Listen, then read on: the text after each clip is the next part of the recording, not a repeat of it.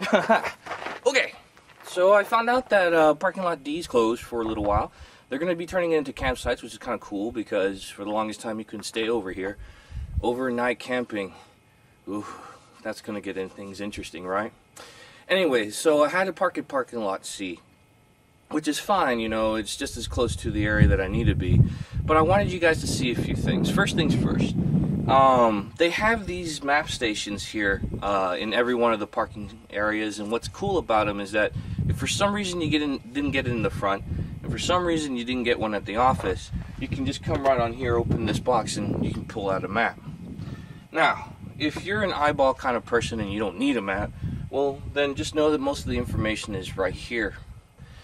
As a form of safety, I want to remind anybody who's going to be coming to this place, you really do have to bring your own water with you. They say a liter per person. I say bring as much as you can.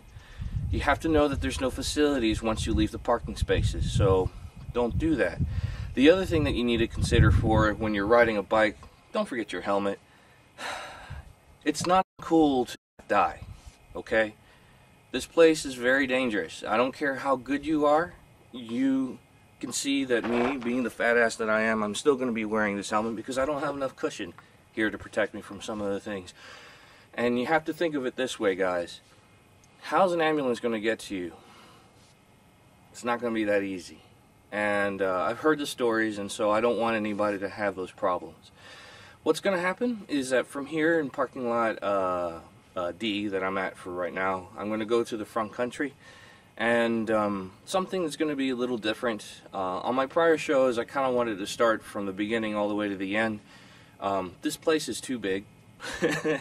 And so with a lot of good advice from my friends, basically I just need to show you the parts that are cool. Now what my idea of cool and what your idea of cool is might be different, but it doesn't matter. I don't expect to see too much of front country area, but at least I'll give you an idea of what it's like to get over there. Okay. Well, let's get it cracking. Hey guys, had to a little bit shrink myself here. You're going to see a lot of these at this particular park.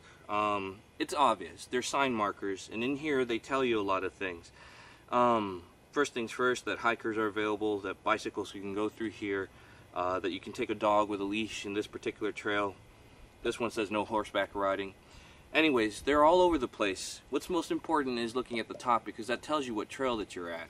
And then from there, what you can do is kind of figure out what's going to happen, and on the bottom it gives you an idea of what's going to come up next.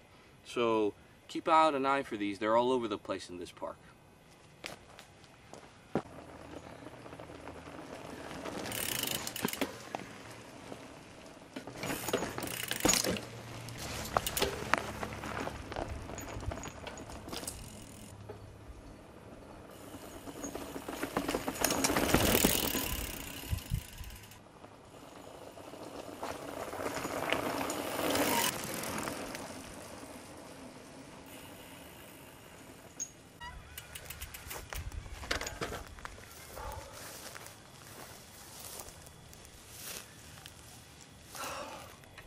Alright, so Savannah Loop is probably one of the best ones to get started when you're very new or have children. It's relatively flat, and as you can see in the little snippets that I had right there, honestly there's really nothing technical about it at all.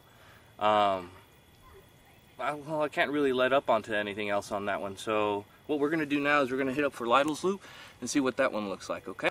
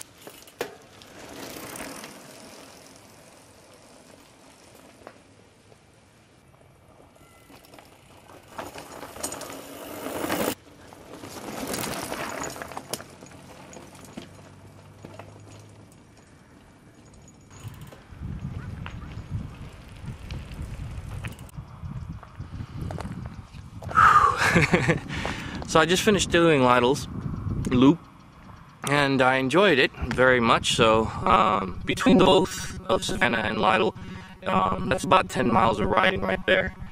And generally what I would do is then I'll go directly into backcountry from that point on. But because of the way that I have to handle everything here with editing, I have to stop and wait until another day. And the part that partially sucks is that I know that tomorrow it's going to rain, and the day after that it's going to rain, which means that very likely that I'm not going to be able to enjoy going to the backcountry until later on. But so it be. Okay, just as a ending point for this particular video, just know that Lytle is a little bit more challenging than it is for Savannah. Savannah is good for little kids, and Lytle is, I'm not saying that you have to be the super professional or anything, but just be careful, because there's a few places where it can get a little rocky and you're going to go downhill. And in these small snippets that I showed you, those are probably going to be at least a good clue on what to look for.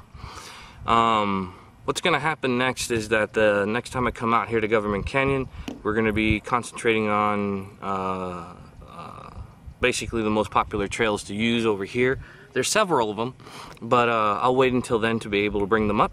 So I do hope that you like this small little snippet, and I will see you guys on the trails. Take care.